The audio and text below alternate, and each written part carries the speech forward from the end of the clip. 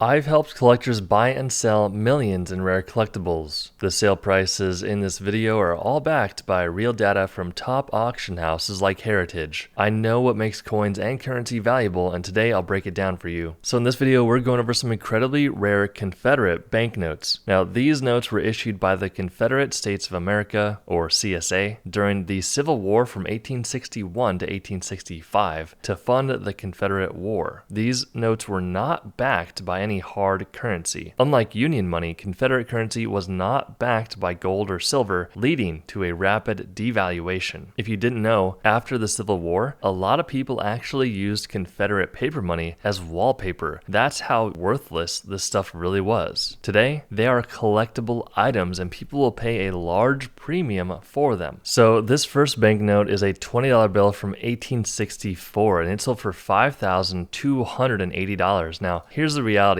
A large number of Confederate paper money bills today are really not worth that much money, but there are examples like this beautiful note that defy all the odds and can completely fly under the radar. So this is what we call a double ratification error. The areas that you want to look at are the shields at the top right and left. You can see at the top left it says 6 months after the ratification. At the top right it says 2 years after the ratification. That is completely wrong. It should not say that whatsoever. If you have a double ratification 1864 $20 bill, you have something incredibly rare. Now, even if you don't have this rare error, if your $20 bill is in a high graded condition, that can still mean your bill is worth good money. But there are collectors out there that really want to get their hands on these unique ratification errors like this one because it is so rare and valuable. Now, there's an author and collector called Pierre Fricke, and he says this is one of the most important great rarities in the Confederate series. He has plenty of books that goes over rare Confederate notes. We highly recommend that if you're into Confederate money, you pick up one of these Confederate books by him. We will leave some info down below for you if you want to pick one of those up. But up next we have a bill that's called a $500 Confederate note. This one sold for $5,520. Now, a good general rule of thumb with any paper money really is typically the higher denomination your banknote is, the more money it should be worth. $500 Confederate notes in general are very rare. However, understand that Confederate bills also have a lot of counterfeits. So if your bill says counterfeit or fake or facsimile or anything like that on the bill, then your banknote is no question fake. But if it looks like this and it's in really good condition, it's going to fetch a pretty penny because this example sold for $5,520. All right, here's an 1863 $100 Confederate note. Now, a lot of the time, these are not that rare and valuable, but this one sold for $7,200. This banknote was graded by PMG at a 66 EPQ. EPQ just means exceptional paper quality, which, if you think about it, a piece of paper from 1863 being in this good a condition is such a rarity to begin with. You've got the beautiful design on the front and the back. This is just a true piece of United States history, and it sold for $7,200, $9,300. So this is an 1861 $10 bill. This is during the earlier phases of the Confederate War when they were producing these bills. You can see PMG graded this thing at a choice fine 15. So this is a very low grade for this bill. However, it still is able to fetch a lot of money because some of these earlier bills are just much more rare and valuable. So to get your hands on them is much more challenging because they simply don't exist or they were destroyed in one fashion or another. So if you have an 1861 $10 bill Confederate note and it looks like this, you might be sitting on some money because $9,300 it sold for. All right, guys, $12,000. So 1861, that's the date you want to be looking for. Beautiful note here. It's a $5 bill graded by PMG at a 50 EPQ. Like I was saying before, the 1861 series is more challenging to find. There was less produced and more of them were destroyed. This example has a nice black and green color to it, which is normal for the type. However, an example in this high of a grade is not normal, which is why it sold for $12,000. $19,200. Are you seeing a pattern here? 1861 is the date you really want to be looking for. There are other issues of paper money that can bring good money. However, it's almost a no-brainer that some of these bills are bringing good money because they are just so challenging to come by. This one got a 63 EPQ grade. Just a true specimen, beautiful example of a bill that should really not be in this good of condition. It's quite incredible. This one sold for $19,200. All right, guys, 1861 $500 bill graded by PMG at a very fine 1930. So these are really hard to come by. You don't see them too often. And also, there's a red ink endorsement by Captain Thomas K. Jackson during one of the most turbulent periods in American history. That is located on the back of the bill, adding to its historic significance. These banknotes are just so challenging to come across, but this one sold for $39,600, $55,200 for this 1861 $1,000 bill. As I was saying, the higher the denomination goes, the more money these Confederate notes are really going to bring. These are so incredibly challenging to come by, but who knows? Maybe you know someone or find one of these in a collection at some period in time. This is the one you really want to be looking out for, because $1,000 bills were not issued that commonly back in the day. I mean, think about how much money $1,000 was back in 1861. Hard to wrap your mind around, really, but because this one is so rare, it sold for $55,200. If you enjoyed this video, please hit that subscribe button and we will see you in the next one.